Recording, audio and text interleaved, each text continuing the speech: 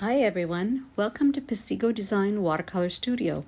In this video, I will show you how I approach a watercolor painting using the negative painting technique. If you're interested in knowing more, stay tuned. And if you enjoy this video, don't forget to hit the thumbs up and the subscribe button to see more videos as I release them. Thank you for watching. We started with making blobs on a sheet of paper and basically mingling colors together either on the side on our palette or directly on the paper. And you can get different effects using both methods. But basically, we're restricting ourselves to two colors. And this one was the blue and the yellow and the red and the yellow. So in this case, in order to get more orange, I purposely mixed a little bit of red and yellow before I started so that I could get more of that orangey space here.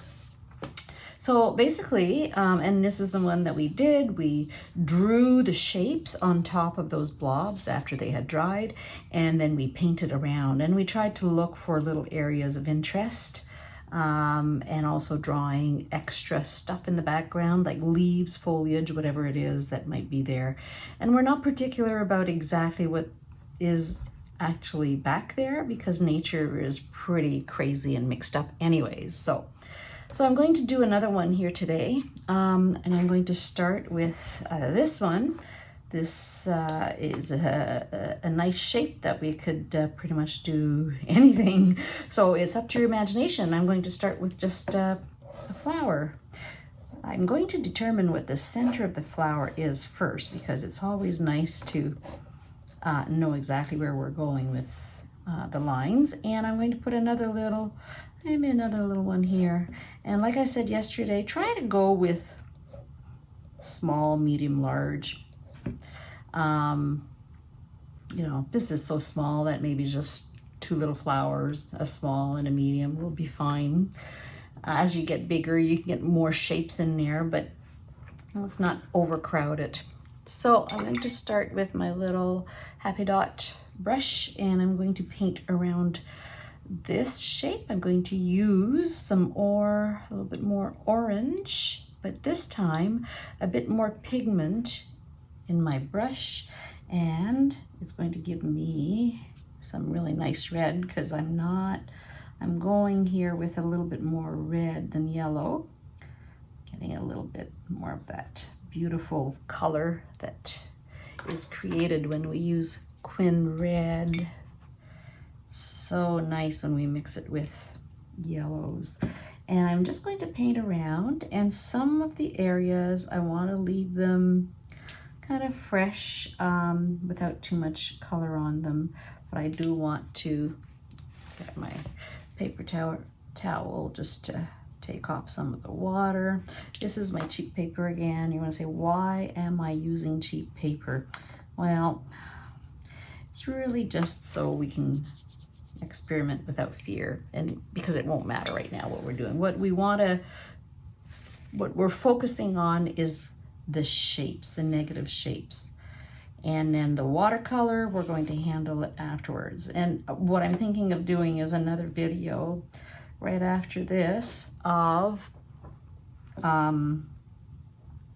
my painting that I'm going to be doing with you this week. I gave you guys some homework, but I'm also going to do some homework, and I will also paint on my arches and make some interesting shapes with negative painting surrounding those shapes.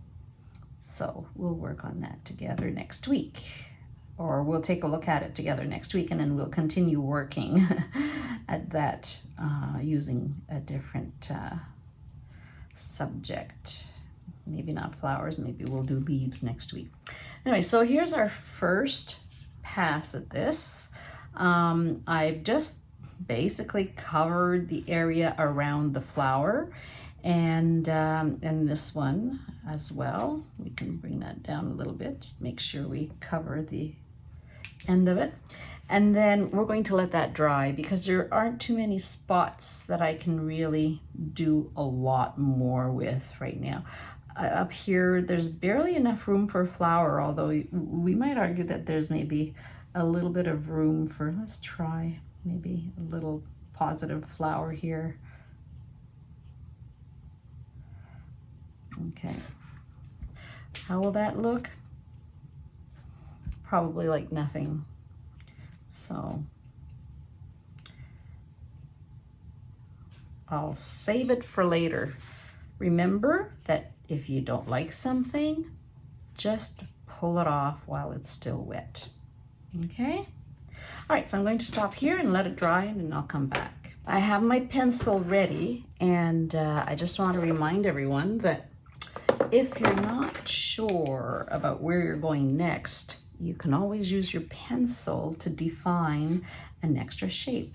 And like I said earlier, I thought I'd make a shape up here with positive painting, but I didn't like that.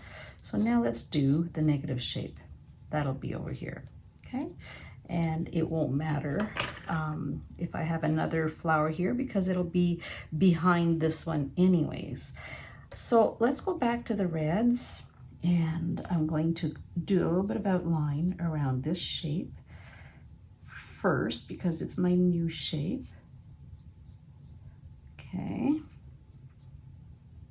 And what I would like to do at the bottom over here is add maybe a little bit of foliage. Even though it's yellow and red,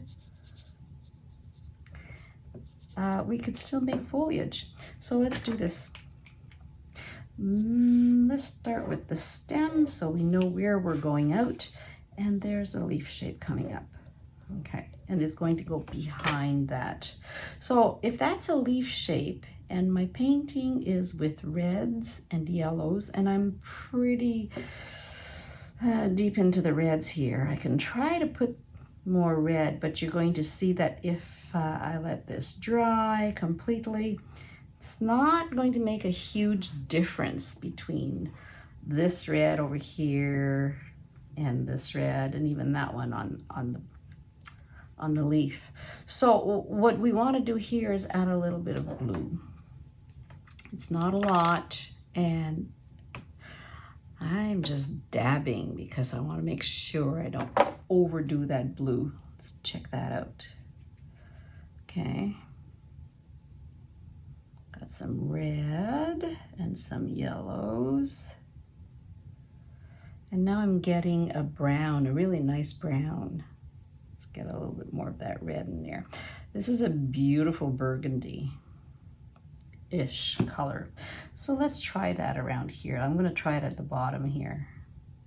So you see, now even if my watercolor is watery, the fact that I've added a little bit of blue there really stands out. So it's different from this. It has a little bit of, it makes it browner. So I'm going to add it. This is still wet, so I'm just going to add to it here. But while I'm at it, I'm going to think, well, maybe I have another little shape in here. Okay, let's do that. So this is a little wet, so it will spread a little bit, and that's fine. We'll leave it at that. And this one too, I'm going to make it a little darker, a little bit more. A couple of small areas here. And then let's go into these little corners. We're looking for all those little corners that are interesting to define our shape. We're looking for areas that help us give the message that this is a flower. If I only painted around a circle without those indentations, I might not really have the image of a flower there, right? It'll be an apple maybe. So we have to make sure that the shape looks like what we're trying to represent. And now I'm trying to represent something that is behind. So in this case, I'm going to go right here. That defines the little bubble here, and over here a little bit of darkness, and again here a bit of darkness, but it's again just to define the edge so that our eye can interpret what it is that it's looking at.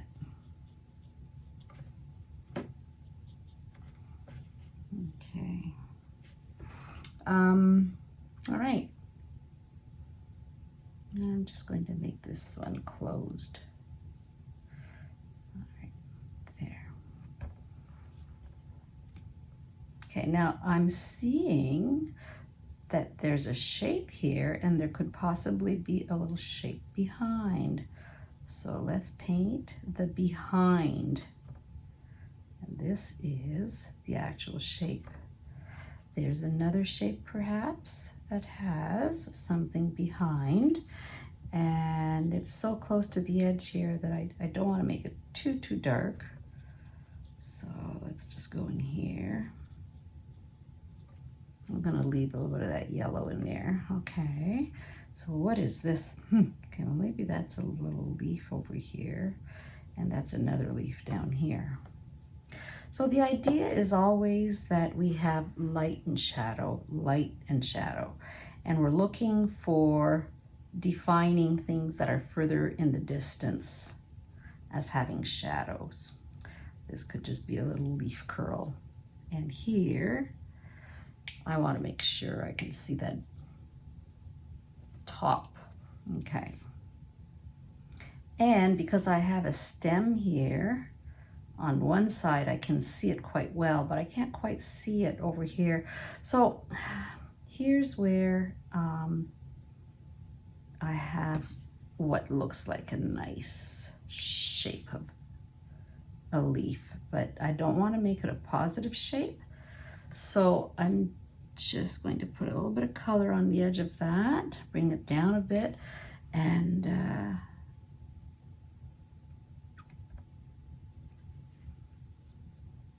see if I can make it look like a leaf.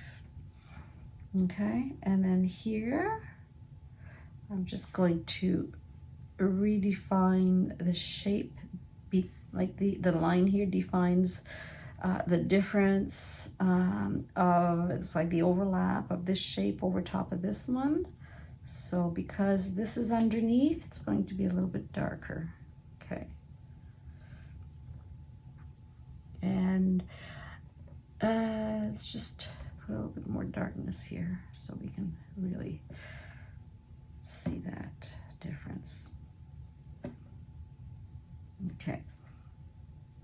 Little dots of darkness will help to pop things out.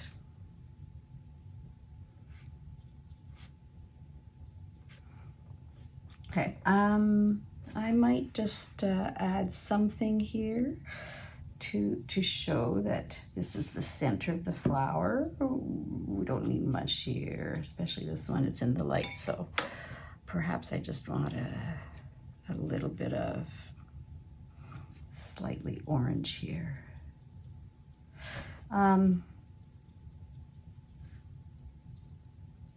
Okay, and do we see anything else? Stand back, look at it. Let's see if I could put something here, like a separation between these two large shapes. And one more. Every time it goes in, it gives you the opportunity to make a line in and up. So when you have a curve, like it's going up, it's going down, up and down. So this becomes the opportunity for a separation, the down part. Let's cut it off right here. Okay, and we have just made a shape over here. This is funny because the shape is going like that, but if we're talking about leaves and flowers, well, maybe that shape should be a little rounder. So let's just add a little bit of color there in between these two. All right. And now I've got this big bubble there. Do I want it there? I don't know. Doesn't matter right now. It's just for fun. And maybe it has a little,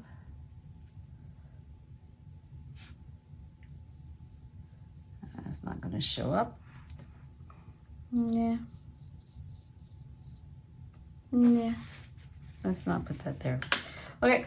So let's take a look at that. What's missing, perhaps, is just a little bit of guidelines for our eyes, that in here there's a separation. Okay, here I don't have to do it because the underneath part is giving me that separation, but here they're touching. So typically one is over the other. This one is underneath, and therefore we'll have a slightly darker, just a little bit of a shadow there. Okay. There. There it is, our little fun painting. Thanks for watching, and stay tuned for more videos on negative painting with blobs.